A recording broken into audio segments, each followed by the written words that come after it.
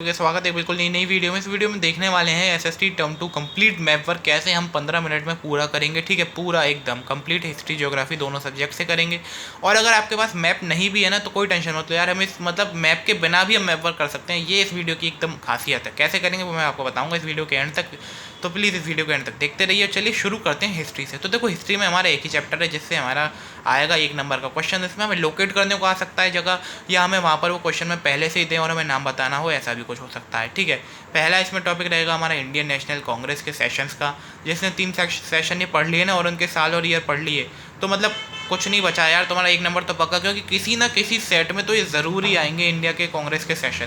ऐसा तो हो ही नहीं सकता ये सेशन, ऐसा तो हो ही नहीं सकते कि सेशन ना आए। अब चलिए अगला टॉपिक है हमारा important centres of Indian national movement. अब देखो इसमें हमारे मेन शुरू के ऊपर के 3 टॉपिक है। पहले तो चंपारण वाला जो कि बिहार में हुआ था, हमें पता ही है। ठीक है, खेड़ा गुजरात में, हमें पता है। अच्छा देखो, जो लोग इस वीडियो को देख रहे हो ना, ये नहीं पता है इंडिया में सारे स्टेट्स के नाम मैप पर, तो पहले तो वो करें जाकर, क्योंकि वो ज़्यादा इंपॉर्टेंट है। अगर आपको वो पता है ना, अगर आप यहाँ से छोड़ भी जाते हो, बस आपने लर्न कर दिए इनके नाम स्टेट्स के, तो भी आपके चांसेस हैं कि आप नंबर वहाँ पे जाके स्कोर कर लो यार पहले। इसलिए आपको इंडिया के सारे स्टेट्स मालूम होनी चाहिए। ठीक है, खेड़ा गुजरात वाला आएगा। ठीक है, अहमदाबाद हमारा गुजरात में, तो गुजरात को हम अच्छे से प्रिपेयर कर लें, हमारा 1 नंबर पक्का हो सकता है। ठीक है, अमृतसर हमारा पंजाब में, उधर से आ सकता है क्वेश्चन। चौरी चौरा वाला आ सकता है। ठीक है, डांडी का क्वेश्चन आ सकता है, सिविल डिसोबीडियंस मूवमेंट वहाँ पे हुआ था मार्च का, और ये मोस्ट इंपॉर्टेंट है डांडी तो, क्योंकि गांधी जी से बड़े एसोसिएटेड है।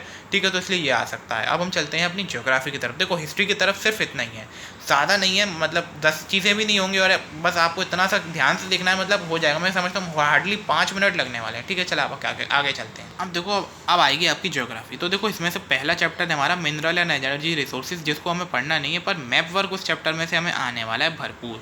देखो 1 नंबर का आएगा ही आएगा, और मैं इतना श्योर हूँ इस चैप्टर को लेकर के थर्मल पावर और न्यूक्लियर पावर प्लांट में से कोई ना कोई तो आपको मार्क करने को आएगा ही हर सेट में।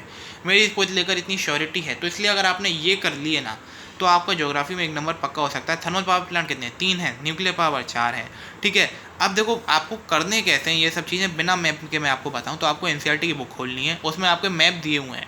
अब आपको उसको देखना है। ठीक है, अब यार देखो बुक का ज़्यादा काम अगर ना हो तो भाई उसका पेज निकाल के चिपका लो भाई दीवार पे, तो उसको आप देखते रहो। जितना आप उसको बार बार मेमोरी में आपकी आएगा ना, वो तो आपके खुद इमेज एक दिमाग में बन जानी है मैप की, तो फिर जब आप पेपर में करने वाले होगे ना तो आपको टेंशन नहीं होगी। या फिर उस मैप को आप बुक में ही देखे देखे सॉल्व कर लो। ठीक है, आपको ज़रूरत नहीं है 6 7 10 मैप की प्रैक्टिस करने के लिए, आप अगर उस मैप से भी अच्छे से पढ़ोगे ना तो उसी से भी हो जाएगा यार काम। ठीक है, अब अगला चैप्टर हमारा लाइफलाइंस ऑफ नेशनल इकोनॉमी। अब देखो ये ऐसा है कि इससे आ भी सकता है, क्योंकि अभी हमारे ज्योग्राफी से 1 ही नंबर हुआ है, तो इसलिए ये सबसे सेकंड मोस्ट इंपॉर्टेंट चैप्टर हमारा बन जाता है। अब देखो इसमें हमें क्या ही करना है मेन, पहले तो हमें इसमें पोर्ट से भी पहले हमें इंटरनेशनल एयरपोर्ट पढ़ने हैं 6 जो इसमें दिए हुए हैं हमारे एनसीईआरटी में, आपको सब मिल जाएगा मैप में जो दिए हैं, उन्हीं 6 को आपको अच्छे से प्रिपेयर करना है।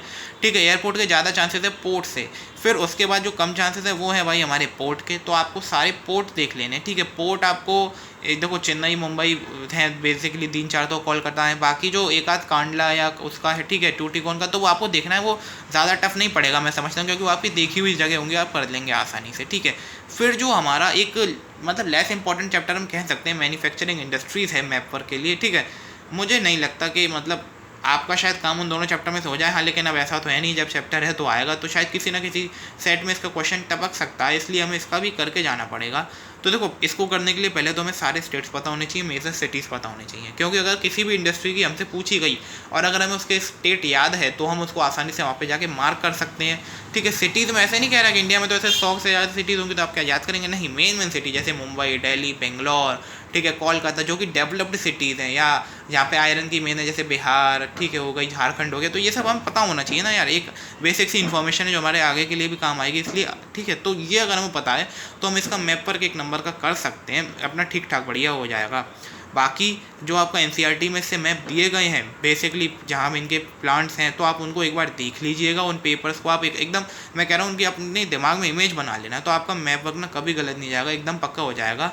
और हाँ ठीक है, आपको मैंने वो बता ही दिया कि हमें एकदम टिप से जोड़ के नहीं रखना है, अगर हमें रूट भी पता है तो हम उसके आगे पीछे भी मार्क कर दें तो भी हमें नंबर मिल सकता है। हमारा जो इन्विजिलेटर या चेकर होगा कॉपी का वो ऐसे नहीं करेगा। ठीक है, तो चलो इसी के साथ हमारी टिप वाली ये वीडियो ख़त्म होती है, या जगह हमें कैसे करना था वो वीडियो ख़त्म। ठीक है, अब अगर आपको इस वीडियो को लेकर कोई डाउट हो या कोई आपको अपना और कोई डाउट हो तो आप कमेंट में पूछ सकते हैं। अगर अच्छी लगी तो प्लीज़ मेरी वीडियो को लाइक कीजिए, और हाँ एक और मेरी आपसे रिक्वेस्ट है छोटी सी, बस आप इस चैनल को सब्सक्राइब कर दीजिए। मैं ऐसे ही आगे जाके आपके लिए हर चैप्टर का 1 शॉट की कोशिश कर रहा हूँ। ज़रूर आएगा वो, अगर हुआ पॉसिबल, ठीक है, नहीं तो कुछ का तो आ ही जाएगा। Thank you.